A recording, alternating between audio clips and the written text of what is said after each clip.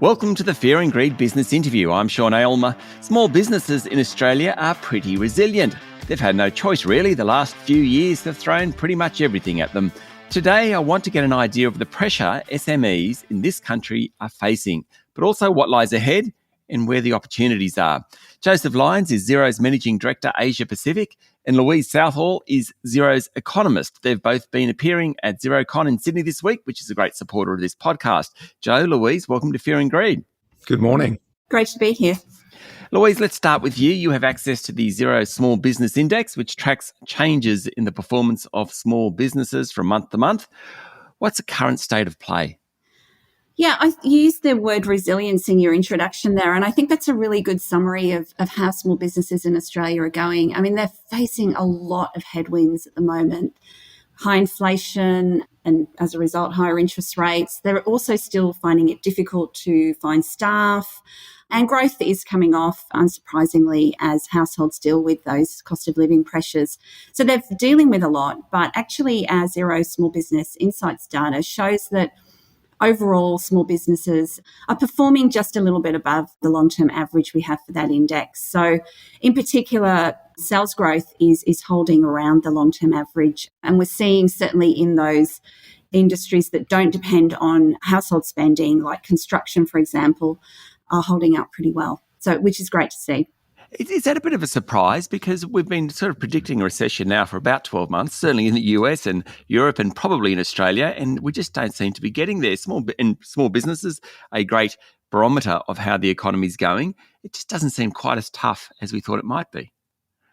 Yeah, I think it's always worth remembering that our data is an aggregation. So it is sort of the average of what's happening. And there will definitely be businesses out there that are finding it really difficult, particularly those businesses that depend on household spending. So I'm thinking hospitality, retail, those sorts of businesses. But I think what's helping the situation is that our unemployment rate is staying low. And so if people have a job, that really does help protect small businesses from some of the buffers. And I think that's why, certainly one of the main reasons why the economy is performing probably better than, like you say, a lot of people expected.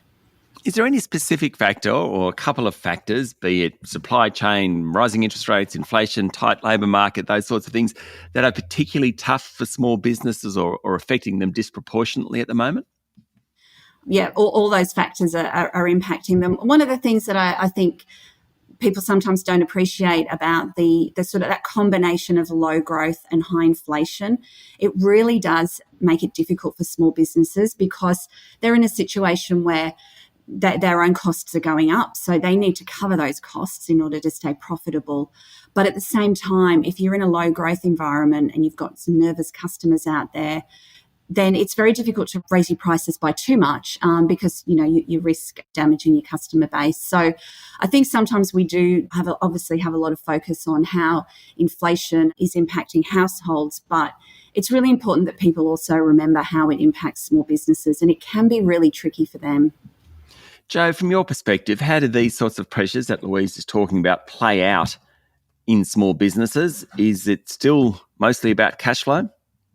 Yeah, cash flow is certainly a really important factor. And as Louise said, obviously the increasing cost of living pressures that we're all experiencing also is having an impact, particularly as it relates to kind of wage and price pressures for small business. But on cash flow, through our XSBI report, obviously we do track payment times. And what we do know is that small businesses are being paid up to a week late. And that obviously has a really significant impact on cash flow. There was also a recent report that we released called the Money Matters report, which specifically focused on cash flow. And there are a couple of pretty important stats that came out of that I thought I'd perhaps share with you. So 60% of small businesses have reported that they have had cash flow issues over the past 12 months. And two really telling ones are that 48% of small businesses are really concerned about their financial future. And even worse, that 34% of respondents have said that they can't afford to pay themselves. So that cash flow impact has a knock-on effect all the way to the small business owner. Joe, how do small businesses manage that? I mean, I've always worked in corporates where I got paid every fortnight or every month. I didn't even think about it, to be perfectly honest. But 34% of respondents saying they can't afford to pay themselves. I mean, that's clearly not sustainable. No. So, I mean, I think resilience through this next phase is really important. And as Louise mentioned, I think the way really out of the current climate is really going to be a focus on productivity.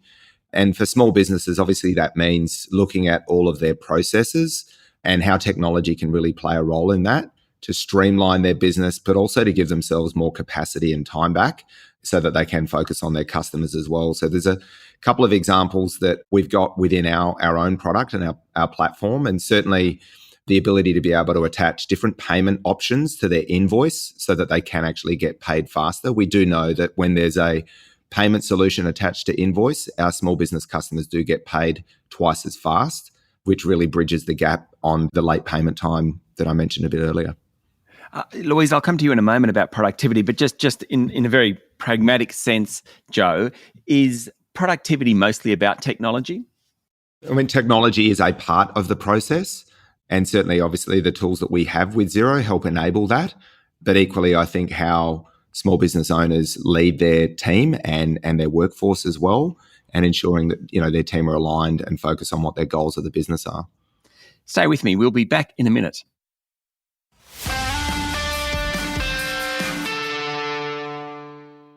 I'm talking to Xero's Managing Director, Asia Pacific, Joseph Lyons, and Xero economist, Louise Southall. Louise, productivity, we hear lots about it in a macro sense. What about in a small business sense? How does it fit into the economy? Yeah, you're right. It's almost like we need to think about productivity on two levels. So yeah, at a macro sense, and we're going to be talking about productivity a lot as we move away from the high inflation environment and start to focus on something else. And I think at the macro level, it is, making sure that as much friction is taken out of the economic system as possible, and things like education, skill development, making sure transport systems, logistics systems are working. All those things are really important at the macro level. But then it's also really important for small businesses. And for small businesses, there are things that they can do, and certainly technology is a massive part of that solution for small businesses. It's where there's a lot of opportunity. And I think one of the things that happens with small businesses is they might, adopt a technology solution and kind of think, oh, well, I've got that now. That's it. I'm a tech-enabled small business. But really, technology adoption is a continuum journey. So it's about making sure that as a small business, you're staying up to date around what's available. So, for example, at Xero, we have, loads of over 1,000 productivity enhancing apps that can be attached to the account. So it's not just about adopting one thing and set and forget. You really need to be making sure that you're staying ahead of what's happening, staying up to date, and making sure that you're using every kind of tool that's available in order to run your business. So it's not just about accounting software, it's also about customer engagement, doing your invoicing, as Joe said, getting paid quicker, doing your quoting. All those sorts of things are available, and small businesses really need to do as much as they can, because then that frees up their time to do other higher value things in their business and think a bit more strategically about the business. And Sean, I'll just build on what Louise has said. Obviously, we are here at XeroCon this week, and the importance placed in the relationship between small business owners and their accountants and bookkeepers. And the majority of small businesses in Australia do work alongside accountants or bookkeepers. And what they do is obviously give them the right guidance and support from a financial, planning and strategy standpoint as well, but also making sure that they are using the right tools to support them through this next phase. Joe, just going forward on that, if I'm running a small business, though, I'm very busy. I'm relying, as you said, on my accountants and bookkeepers and things like that. How do I, as a business owner, know what's available? How do I kind of forward plan? How do I make sure that I'm ready for anything that's sort of be proactive in being ready for what's coming at me rather than reactive? I think that is the role that the accountant and bookkeeper fundamentally plays in working with a small business owner.